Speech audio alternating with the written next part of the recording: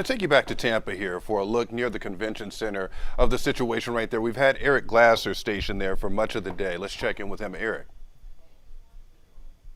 Yeah, we're actually at the very southern end of Davis Islands, what's called the Seaplain Basin. And actually, the entire area of Davis Islands is in flood zone A, so that's a mandatory evacuation zone.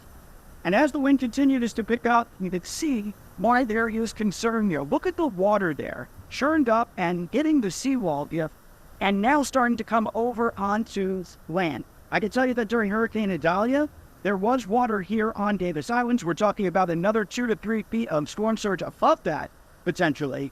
And so obviously some of the boats here are very concerned. Look out into the basin. You can see it's also used for mooring boats and other seed craft.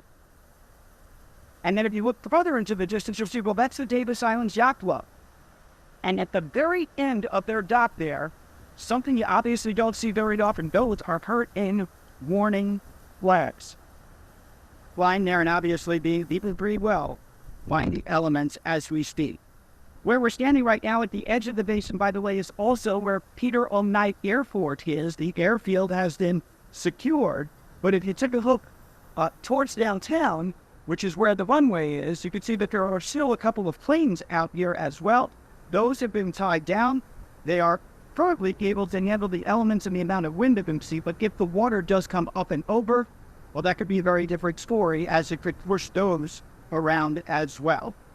Again, though, the biggest concern right now is the storm surge. The elements, as you can see, are not really very well.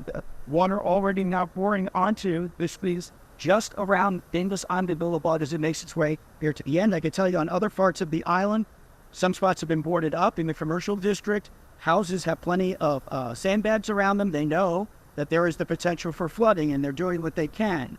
But it's just a question at this point of how much storm surge there will be and whether or not it will inundate this low-lying area. On Davis Islands, Eric Glasser, 10 Tampa Bay.